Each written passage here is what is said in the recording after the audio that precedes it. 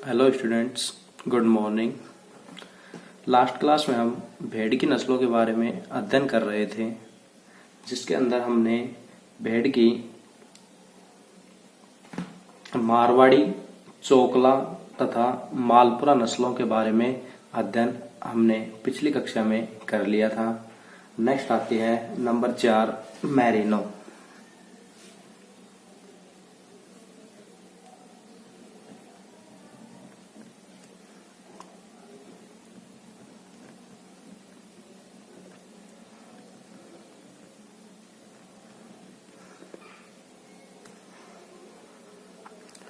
सबसे पहले देखते हैं जो मैरिनो नस्ल है, इसका उत्पत्ति स्थान।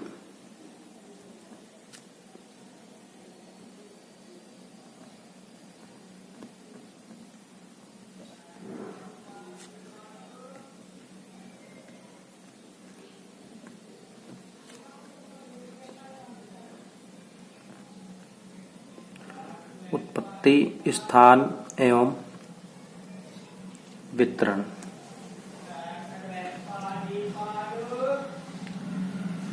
इस नस्ल का जो उत्पत्ति स्थान है वो स्पेन देश है, उसको माना जाता है। जो मैरिनो नस्ल की जो भेड़ें हैं उनका उत्पत्ति स्थान स्पेन माना जाता है। यहीं से ही ये संपूर्ण विश्व के अंदर पहुंच पाई है, यहीं से इनका विश्व के अंदर वितरण हो पाया है। नेक्स्ट आती है इसकी विशेषताएं।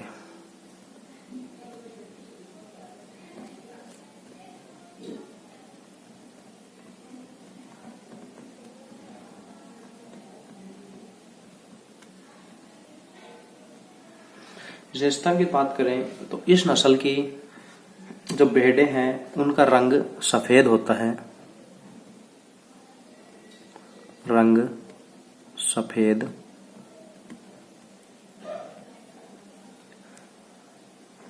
आकार मध्यम होता है।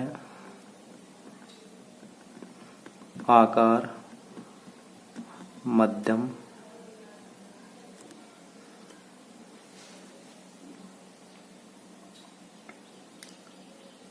सिर है, ये भी मध्यम आकार का होता है। सिर मध्यम आकार का तथा सिर के ऊपर ऊन पाई जाती है। सिर है, इसके ऊपर भी बाल या ऊन पाई जाती है। इस मैरिनो नस्ल के जो नर हैं, नर के ऊपर सींग उपस्थित होते हैं या नर के अंदर सींग पाए जाते हैं, जबकि मादा में या मादा सींग रहित होती है। सींग अनुपस्थित होते हैं या सींग मादा के अंदर नहीं पाए जाते हैं, जबकि नर के अंदर घुमावदार सींग उपस्थित होते हैं। गर्दन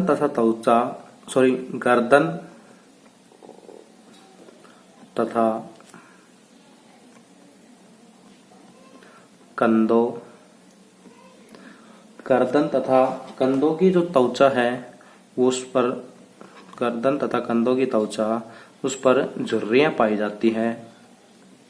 क्या? सलवटें, त्वचा पर झुर्रियां या सलवटें पाई जाती हैं। इस नस्ल के जो नर का भार है वो 90 केजी तथा मादा का भार लगभग 70 केजी होता है। नर का भार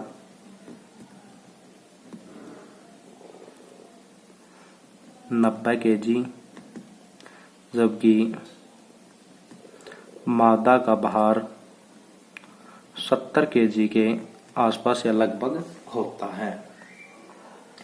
ये तो थी इसकी विशेषताएं। नेक्स्ट आती है इसकी उपयोगिता।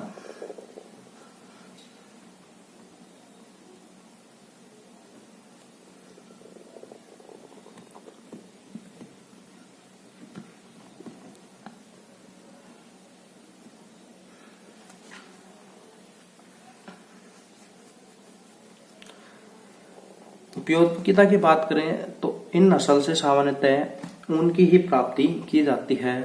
और जो मैरिनो नस्ल की जो भेड़ें हैं उन भेड़ों के द्वारा सर्वाधिक मात्रा में ऊन प्राप्त या ऊन का उत्पादन किया जाता है। मैरिनो नस्ल की जो एक भेड़ है उस एक भेड़ के द्वारा 5 से 9 केजी ऊन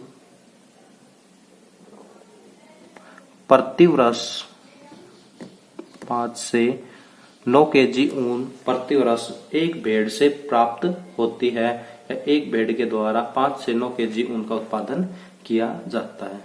साथ ही इस नस्ल की जो ऊन है वो अच्छी किस्म की ऊन मानी जाती है।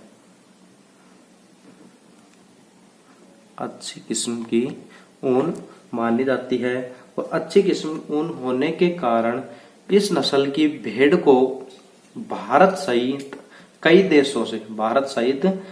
देशों से संकरण के लिए या इनके मध्य क्रॉस करवाने के लिए इन मैरिनो नस्ल की भेड़ों को ले जाया जाता है। तो ये तो थी मैरिनो नस्ल की भेड़ों की उपयोगिता। अब नेक्स्ट आती है नंबर 5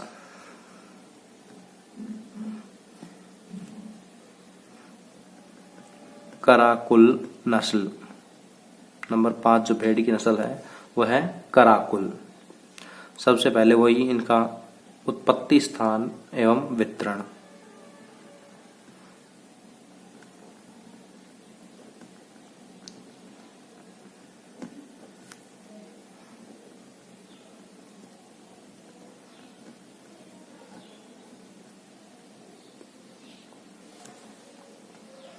कराकुल नस्ल की जो भेड़ें हैं उनका उत्पत्ति स्थान या मूल स्थान मध्य एशिया माना जाता है। मध्य एशिया इनका उत्पत्ति स्थान या मूल स्थान माना जाता है। जबकि इसका जो वितरण है वो सामान्यतः इराक, अफगानिस्तान,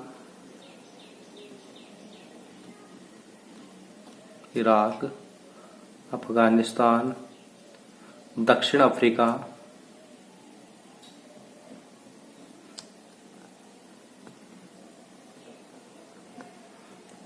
अफ्रीका तथा पश्चिमी यूरोप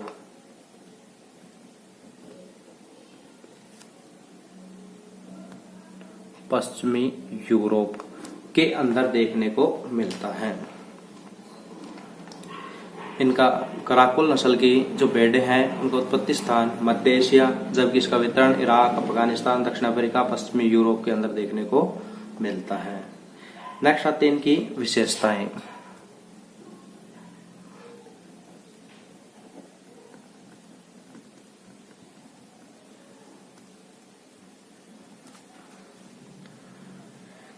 कराकुल नस्ल की जो भेड़ें हैं उनके जो नर पर सींग उपस्थित होते हैं या सींग रहित होते हैं। नर सींग रहित यस, जबकि मादा है सींग सहित। नर के ऊपर सींग उपस्थित होते हैं तो नर को क्या बोलेंगे? सींग सहित। जबकि जो मादा है उस पर सींग नहीं देखने को पाए जाते हैं या नहीं मिलते हैं, इसलिए तो इस नस्ल की जो मादा है वो सींग रहित होती है।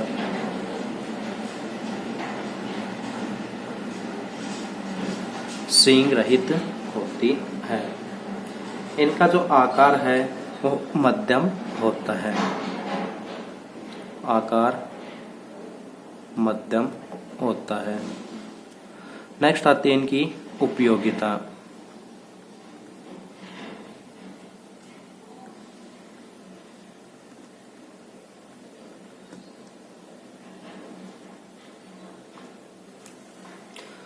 कराकुल नस्ल की जो भेड़ें हैं इनको सामान्यतः मांस के लिए ही पाला जाता है, अर्थात ये मांस के लिए ही उपयोगी होती है।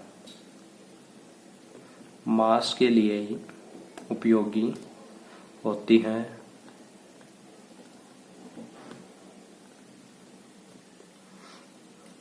इसके नर का जो वजन है, नर का भार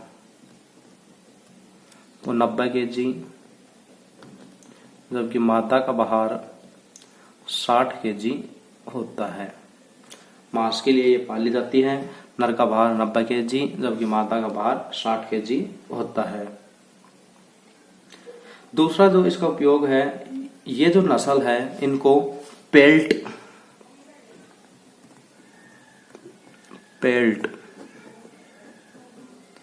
के लिए भी पाला जाता है। देखो पेल्ट क्या होता है, इसके जो मेमने हैं या जो इसके जो बच्चे होते हैं, भेड़ों के जो बच्चे हैं उनको मेमने कहा जाता है।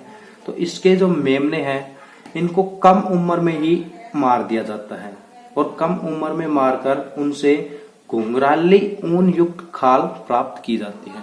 इनके बच्चों को छोटी ही उम्र में मार दिया जाता है तथा उनसे घुंघराली ऊन युक्त खाल है वो अलग कर ली जाती है।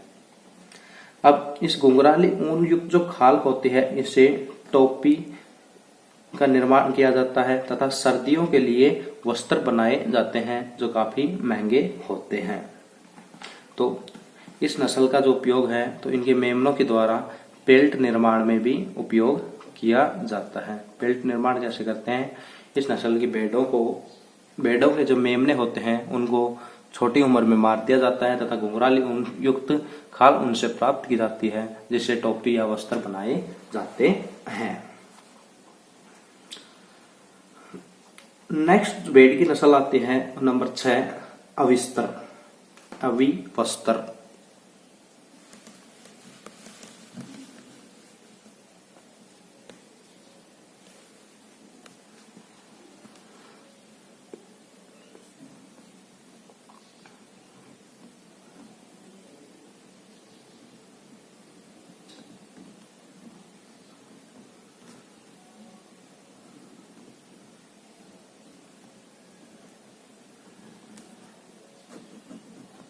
नंबर 6 पर है अविवस्त्र।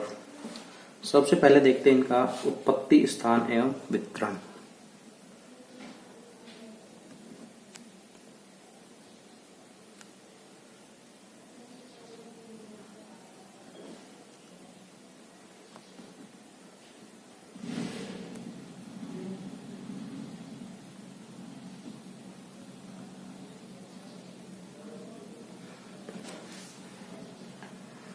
अविवस्त्र जो भेड़ है इसका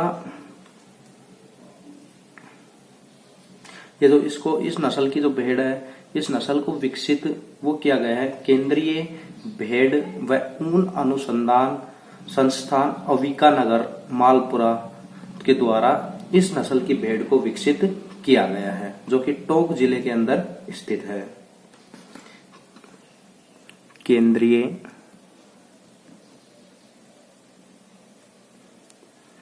भेड़ एवं ऊन अनुसंधान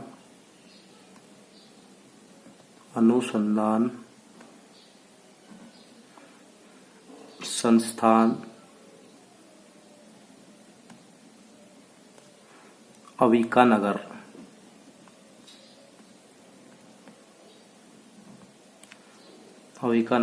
मालपुरा। केंद्रीय भेड़ एवं ऊन अनुसंधान संस्थान अविकानगर मालपुरा, ये जो संस्था है इसके द्वारा इस नस्ल की या अविवस्त्र नस्ल की जो भेड़ है वो विकसित किया गई है। इनके द्वारा ये जो संस्था है इनके द्वारा क्या किया, जो रेम्बुले नस्ल के तो मेरिनो मेंढे जो भेड़ों के जो मेंढे हैं, जो भेड़ों में नर भेड़ होती हैं उनको मेंढे कहा जाता है। तथा राजस्थान की चोकला नस्ल की भेड़, चोकला नस्ल, रैम्बुले मेरिनो तथा चोकला नस्ल की भेड़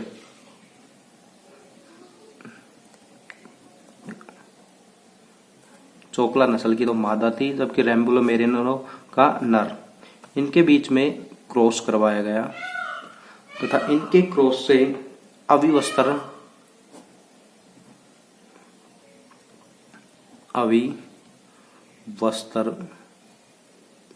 नस्ल की भेड़ का निर्माण किया गया है तथा इसका निर्माण किसके द्वारा? केंद्रीय भेड़ व ऊन अनुसंधान संस्थान अविकानगर जो संस्था है इसके द्वारा किया गया। ये तो हुई इसकी उत्पत्ति, स्थान एवं वितरण। नेक्स्ट आती है इसकी विशेषताएं।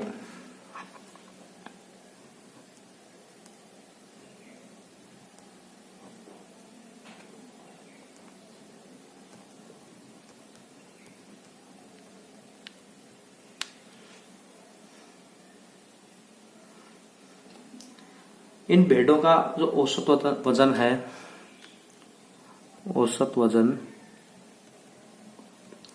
6 माह की उम्र में तो 12 केजी, जबकि 1 वर्ष की उम्र के अंदर 23 केजी हो जाता है। नेक्स्ट इनकी उपयोगिता।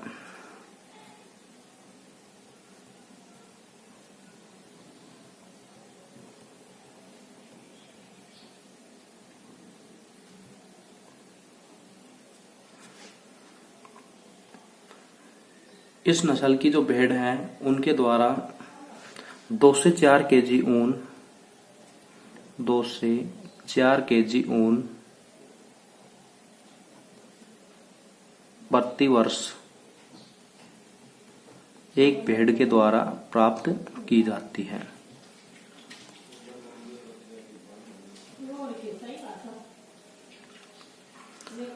साथ ही इनके जो मेमने हैं उनके मेमनों की वार्षिक जन्म दर, इनके मेमनों की वार्षिक जन्म दर 93.2% या 93.21% होती है। ये तो थी अविवस्त्र नस्ल की भेड़ें। नेक्स्ट आती है नंबर 7,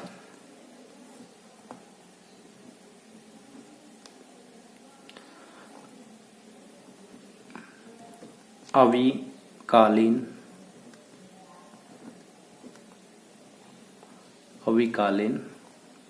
नस्ल। तो इसका भी सबसे पहले देखते हैं उत्पत्ति, स्थान एवं वितरण।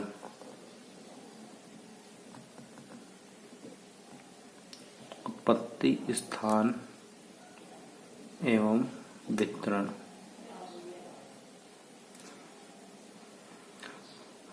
इस भेड़ की नस्ल का जो निर्माण है वो भी केंद्रीय भेड़ एवं ऊन अनुसंधान संस्थान अविकानगर मालपुरा के द्वारा ही किया गया है।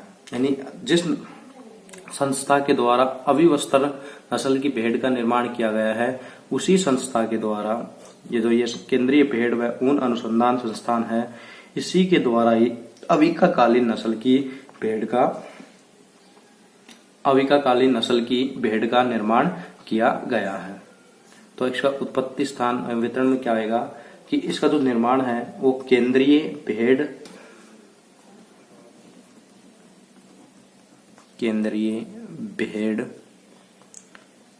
एवं ऊन अनुसंधान संस्थान अविकानगर जो कि टोंक जिले के अंदर स्थित है, इसके द्वारा ही अविकालीन नस्ल का निर्माण किया। कैसे किया गया? इनके द्वारा रैम्बुले नस्ल के मैरिनो मेंडो जो कि क्या थे? नर, तथा मालपुरा नस्ल की भेड़ जो कि मादा थी। रैम्बुले नस्ल के मैरिनो मेंडो तथा मालपुरा नस्ल की भेड़ मादा थी। इनके बीच में क्रॉस करवाया तथा इनके द्वारा अविकालीन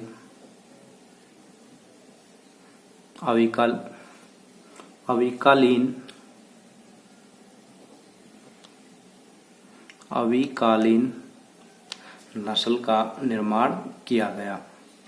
ठीक है, अब नेक्स्ट आती है इस नस्ल की विशेषताएं।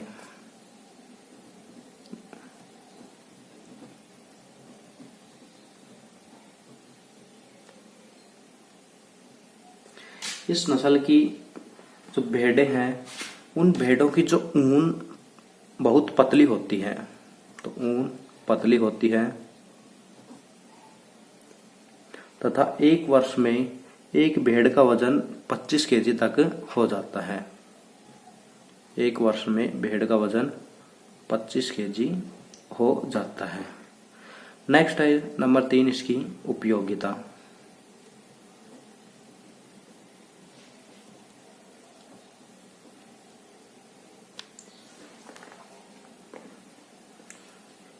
अविकालीन नस्ल की जो भेड़ है, इसके द्वारा 6 माह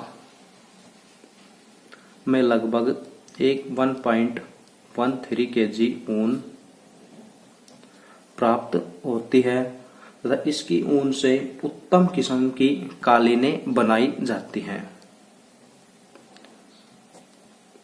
6 माह के अंदर 1.13 केजी ऊन इस नस्ल की भेड़ों के द्वारा प्राप्त की जाती है तथा इस भेड़ की ऊन से उत्तम किस्म की कालीनें बनाई जाती हैं। ये थी इसकी उपयोगिता। आज के लिए इतना ही। धन्यवाद।